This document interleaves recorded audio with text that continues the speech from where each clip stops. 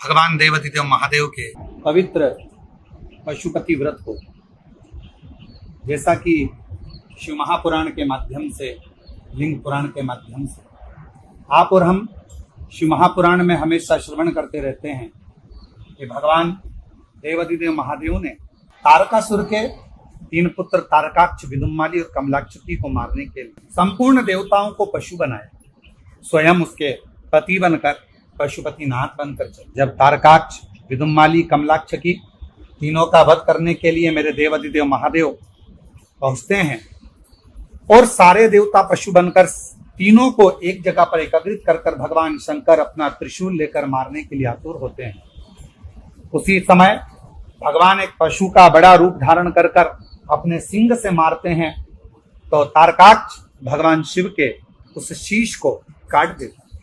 भगवान शंकर का कटा हुआ शीश नेपाल पशुपतिनाथ के रूप में विख्यात होता है और धड़ केदारनाथ के रूप में विख्यात होता है। पर मेरे भगवान देवाधिदेव महादेव उसी धड़ में से फिर प्रकट होकर तारकाक्ष, विदुम्माली और कमलाक्षी का वध कर देते। मेरे भगवान देवाधिदेव महादेव स्वयं देवताओं को संतुष्ट कर कहते हैं कि आपने पशु का रूप धारण करा है, पर आप ये चिंता ना करें, मैं तुम्हें उस पशुपति व्रत के बारे में बताता हूं जिस व्रत के माध्यम से संपूर्ण जीव का कल्याण कलिकाल में हो जाता है।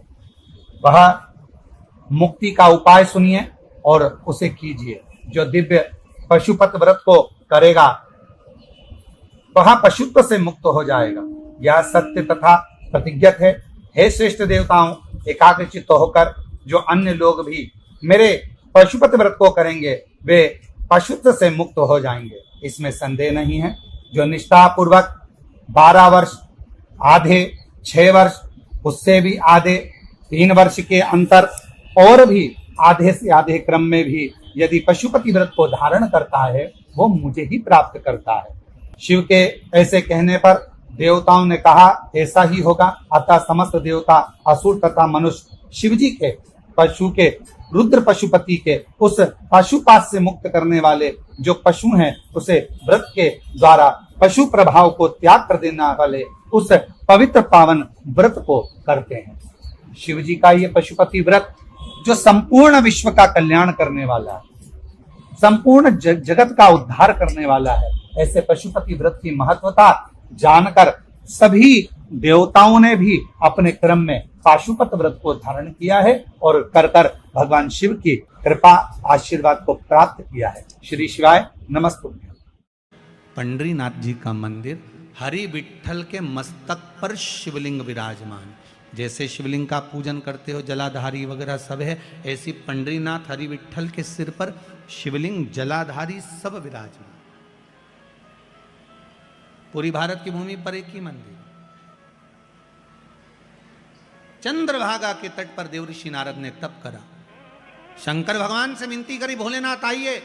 तब बाबा विश्वनाथ, भगवान शंभु ने आकर दर्शन दिया, मांगो क्या चाहिए। भगवान नारायण भी सामने आकर खड़े हो गए, प्रभु आपको मेरे मंदिर में प्रवेश करना है। भगवान कहे इतनी भीड़ कैसे आऊंगा। भगवान नारायण ने अपने मस्तक पर भगवान शंकर को विराजमान कर लिया।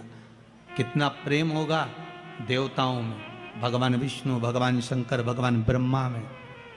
पर हमने उनमें भेद कर दिया, ये राम वाला, वो कृष्ण वाला, वो जगदम्बा वाला, वो शिव वाला, हमने भेद कर दिया। पर भगवान में कभी भेद नहीं हुआ।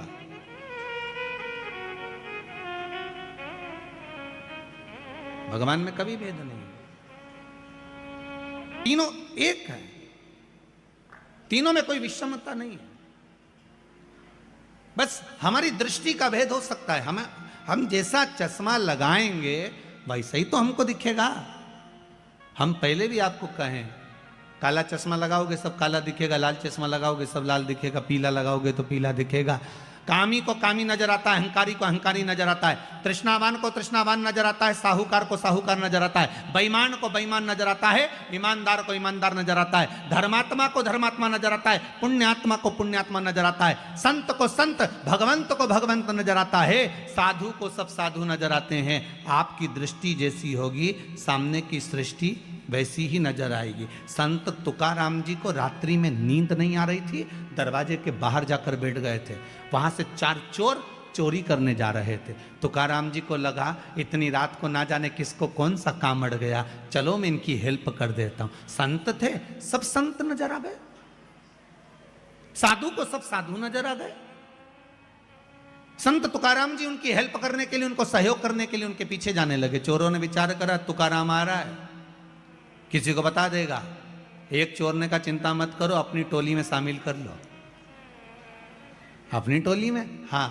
चारों ने कहा सुनो तुकाराम, हमारे साथ चल रहे हो, चलो, मना नहीं है, आधा आधा तुमको भी दे देंगे। तुकाराम जी को लगा कि इनका जो काम होगा आधा मुझे दे देंगे। अच्छा, हेल्प कर दूंगा, फ्री तो बैठा हूं रात को, करना क्या है, आधी रात को फ्री तो हूं, चलो। तुकाराम जी जैसे ही गए तो चारों की चारों चोर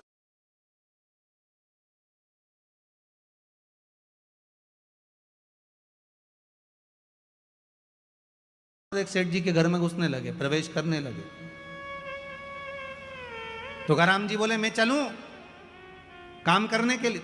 इतने में चोर बोले तुम नए नए हो, तुमको मालूम नहीं है, तुम यहां खड़े रहो, अभी आधे घंटे में हम बाहर आ रहे हैं, तुम्हारा हिस्सा तुमको देंगे। तुकाराम जी को लगा कि काम का हिस्सा है, मुझे देंगे। अब ये चोर तो अंदर गए, 1 घंटा हो गया निकल के नहीं आए, 2 घंटे हो गए नहीं आए। तुकाराम जी को लगा कि ये वही सेठ जी का घर है जहां रोज शिव महापुराण की कथा होती थी, ये वही सेठ जी का घर है जहां रोज रामायण गीता होती, भगवान का भजन होता। ये चारों की चारों तो भजन में बैठ गए और मुझे यहाँ छोड़ गए। मैं भी कितना पागल कि यहाँ खड़ा हूँ, अंदर जाता हूँ। और संत तुकाराम जी जैसे ही अंदर गए, अंदर जाकर उन्होंने जो भगवान का दर्शन करा, एक फोटो दिख गया उनको, फोटो में हरि विठ्ठल दिख गए। तुकाराम जी ने जेब में से करताल निकाली, निकालते से बजाने लगे विठ्ठल विठ्ठल विठ्ठल। जैसे ही करने लगे, चारों की चारों चोरों ने सोचा तुकाराम अंदर आ गया, चारों कोई पलंग के नीचे कोई ऊपर छुप गए। इतने में सेठ जी के नेत्र खुल गए, सेठ जी बाहर आए, गुरुदेव आप आए हो।